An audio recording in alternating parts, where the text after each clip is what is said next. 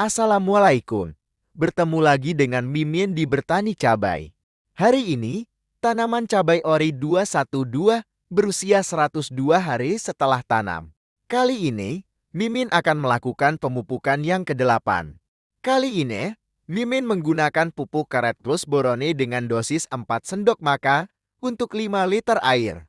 Karet plus borone mengandung nitrogen dalam bentuk nitrat yang lebih tersedia bagi tanaman, sehingga mampu memberikan respon pertumbuhan yang lebih cepat dibandingkan nitrogen dalam bentuk amonium.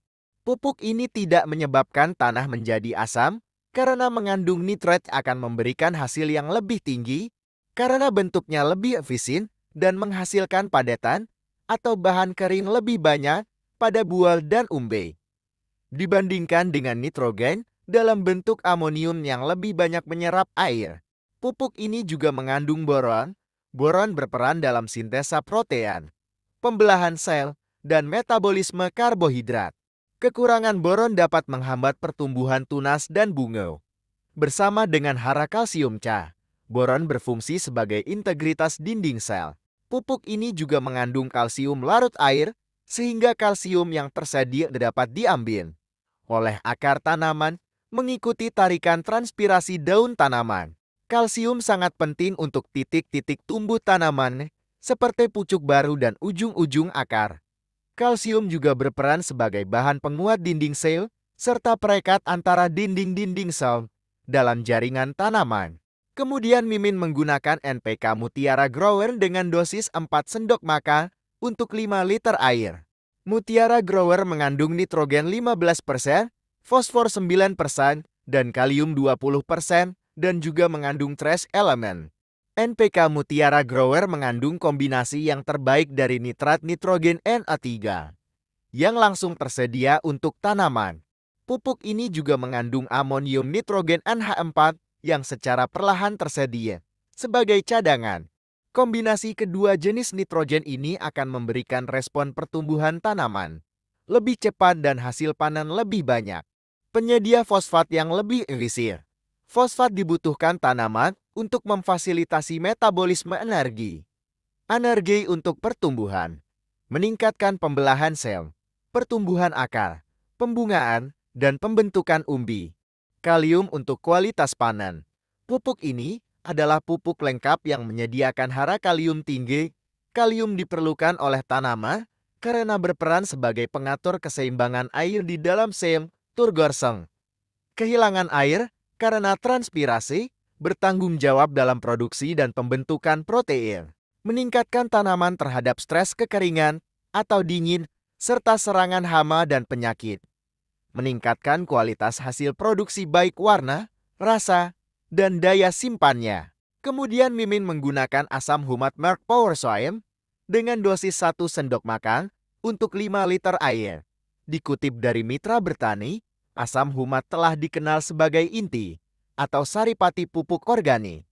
Berasal dari sisa-sisa tanaman yang mengalami pelapukan atau dekomposisi beratus tahun secara alami atau humifikasi, sehingga hanya menyisakan fraksi-fraksi humus yang telah dikenal sebagai material pembenah tanah dan nutrisi bagi tanaman.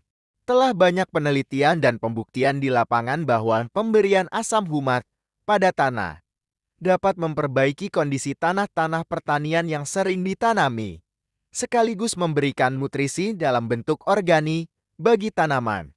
Asam humat juga berfungsi sebagai chelat alami yang memudahkan unsur-unsur hara diserap dan dimanfaatkan oleh tanaman.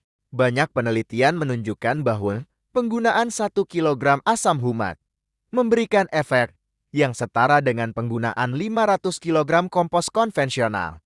Mimin kocor dengan dosis 180 ml per lubang tanam. Kali ini kita akan membahas tentang mengenal jenis-jenis pupuk kalsium mana yang cocok. Dilansir dari Bumi Kita, ID kalsium yang disimbolkan dengan Ce bagi tanaman merupakan unsur hara makro sekunder yang tingkat kebutuhannya berada di bawah unsur makro primer yaitu nitrogen, fosfat, kalium, dan sejajar dengan magnesium dan sulfur. Meski sekunder, namun kebutuhannya tak kalah esensial dengan unsur-unsur makro primer. Kalsium digolongkan ke dalam unsur makro karena dibutuhkan dalam jumlah yang cukup besar, sedangkan digolongkan sekunde karena pemberian unsur kalsium ini tidak selalu wajib, melainkan perlu diberikan dalam situasi dan kondisi tertentu. Mengapa demikian? Karena pada tanah-tanah yang belum terlalu intensif ditanami, seperti kebun baru, kandungan kalsium dalam tanah masih cukup memadai. Namun pada lahan-lahan pertanian yang intensif bertahun-tahun selalu ditanami, ketersediaan kalsium dalam tanah makin menipis, sehingga perlu adanya penambahan pupuk kalsium. Bahkan status kalsium itu bisa naik kasta dari makrosekunder ke makroprimer pada sistem pertanian hidroponik, karena dalam media air sangat sedikit terkandung kalsium. Manfaat kalsium bagi tanaman. Peran utama kalsium pada tanaman adalah: yang pertama, sebagai unsur hara pembangun atau peran struktural.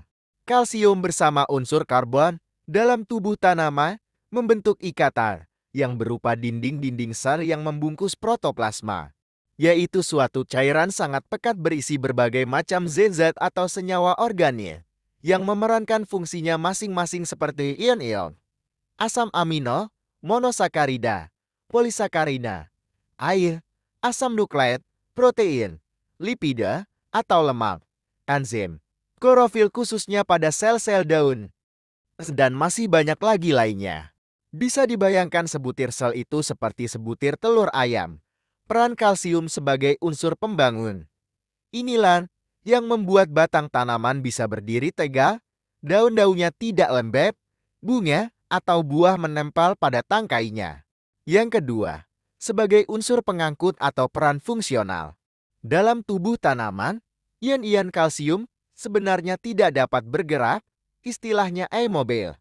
Namun, ketika bersenyawa dengan nitrat, fosfat, dan klorida, maka kalsium ini akan menjadi reaktif dan bergerak mengangkut anion-anion tersebut ke bagian-bagian yang membutuhkan, termasuk ujung akar, tunas, cabang, bunga, dan buah.